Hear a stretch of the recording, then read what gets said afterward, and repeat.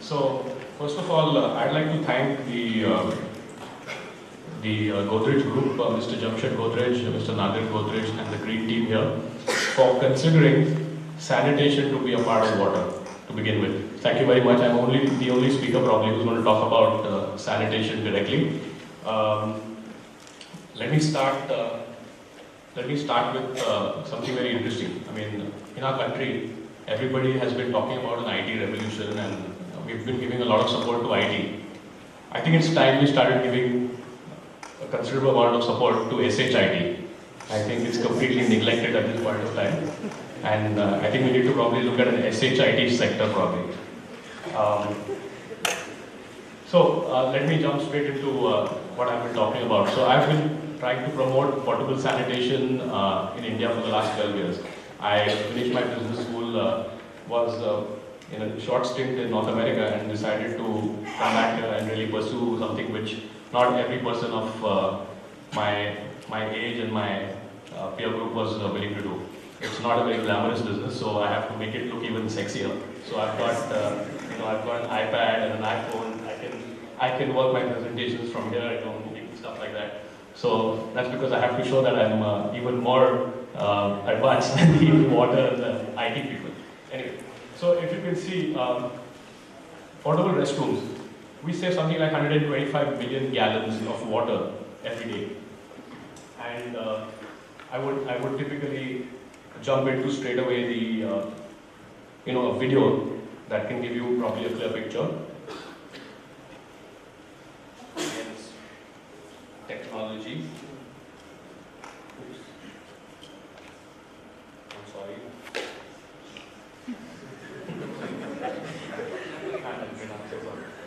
Okay.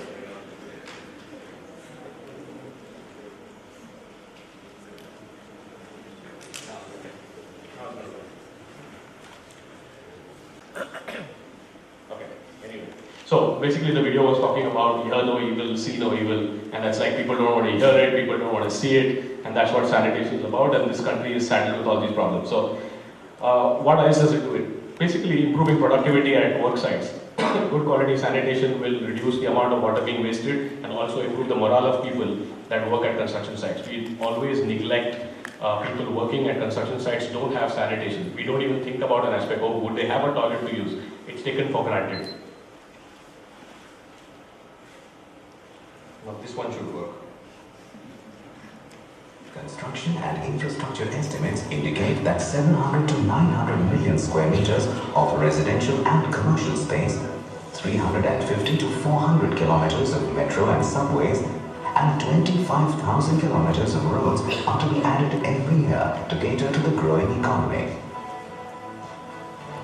One can imagine the humongous quantity of waste that will be added every year. This itself speaks about the scale of growth that we are looking at. Other than that, almost 50% of India still defecates in the open. The number of slums in India per large city stands at 24% of the urban population. So, opportunities and work are plenty.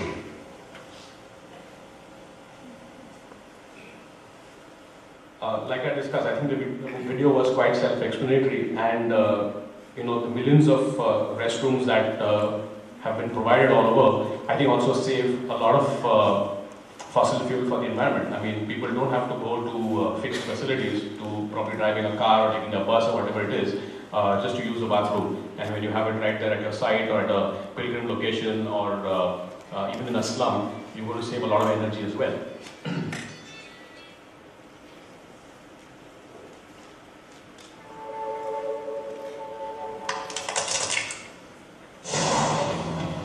Dire social need inspired us to form 3S Shramik a decade ago.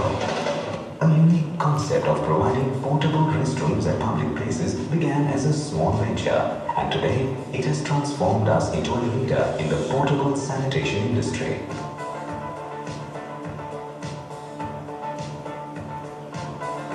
Sheer conviction with a vision of eradicating open defecation and providing basic dignity to people helped us grow from a mere 60 services per year organization to 650,000 services per year.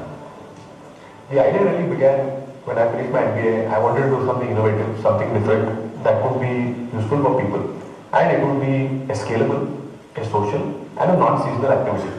What better than a toilet? I thought about it and I said I would like to offer portable toilets to unserved settlements, to slums, and also to other areas where this is extremely required. It's a basic dignity of requirement for human beings. And this is what we got on with. Of course, it was a very tough and very challenging road. When we started, we just started with 2 toilets, took them around for road shows. We took them all over the government departments and also private people.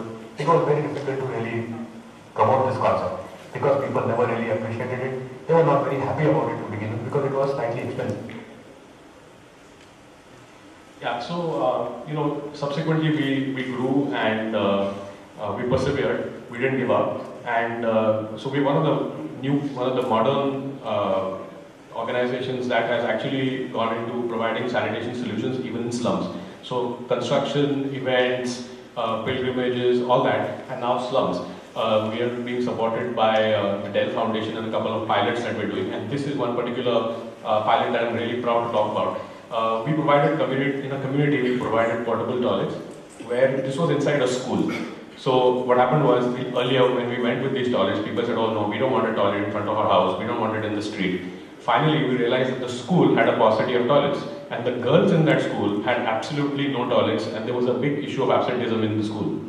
So what we realized was that if we provide the toilets in the school, the kids can use the toilets for free, and after school hours and before school hours, the community can use these toilets and probably pay a small fee towards that.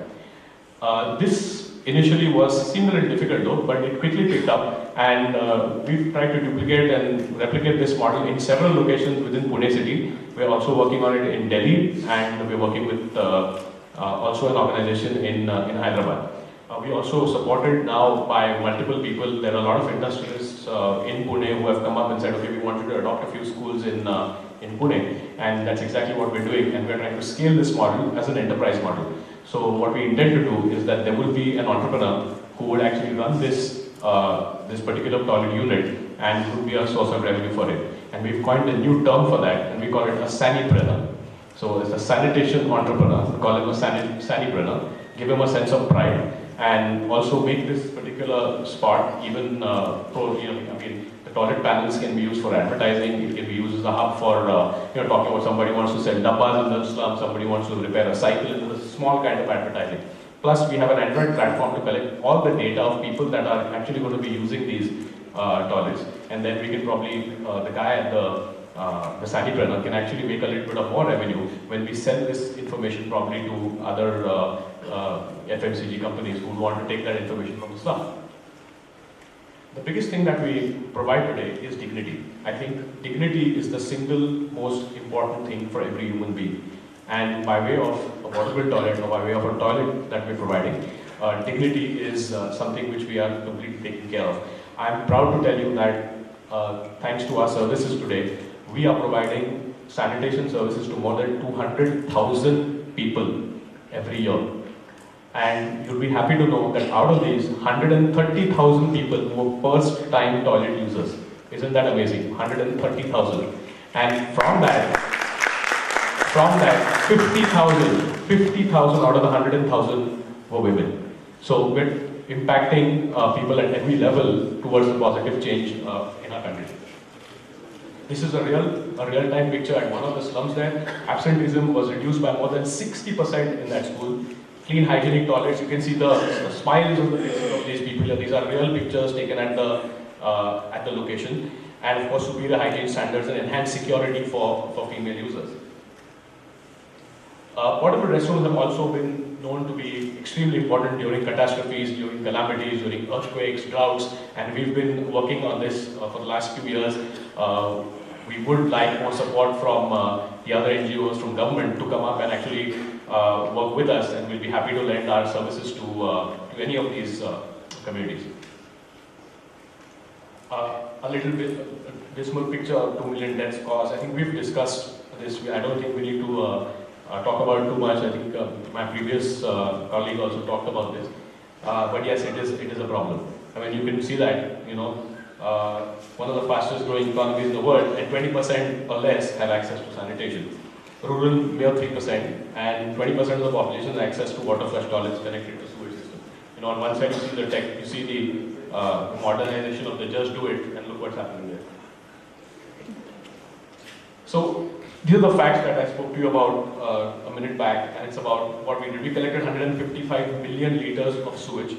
We generated about 147 billion liters of treated water. So basically all this waste that comes in, we actually recycle it and give it back properly to the industries for agriculture, for irrigation, for plantations, things like that.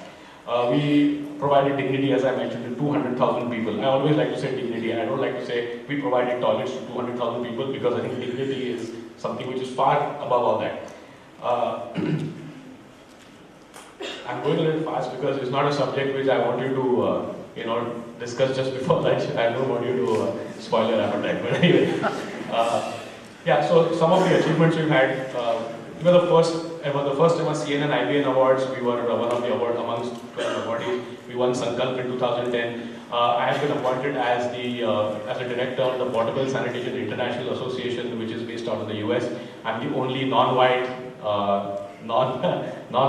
Asian. In fact, there's not a single. I'm the only Asian on the board. All the others are Americans.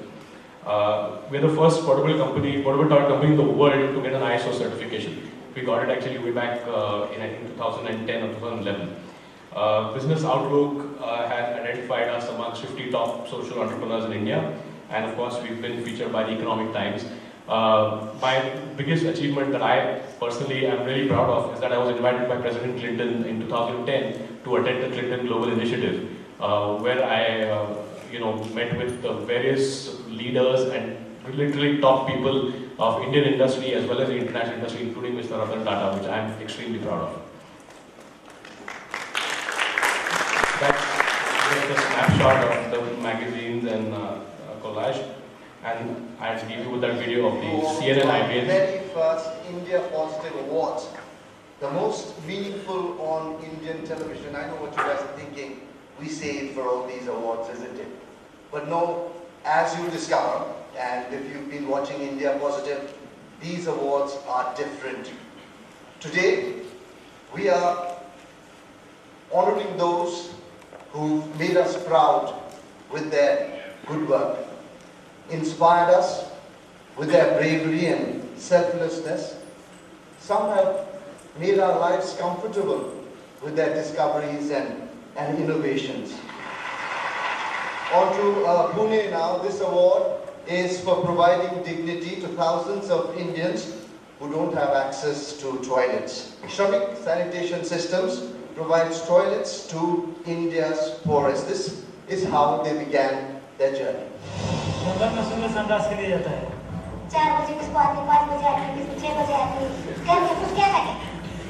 When you gotta go, you gotta go.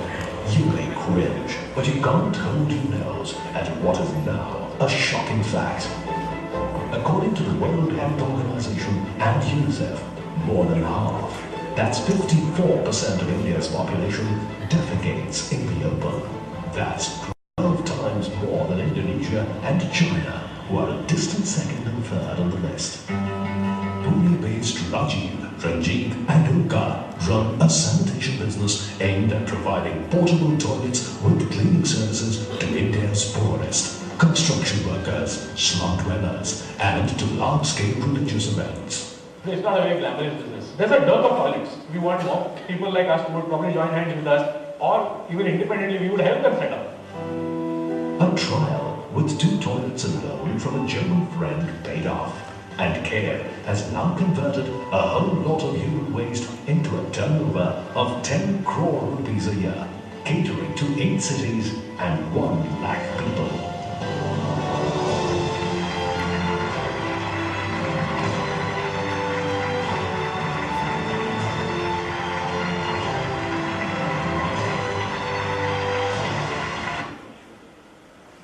And I'll leave you with that small Mahatma Gandhi had said, and for food for thought for all of us, are we really independent?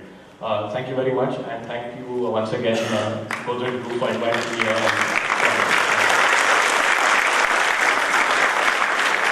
If you have any questions, I think we have about a good 6 minutes to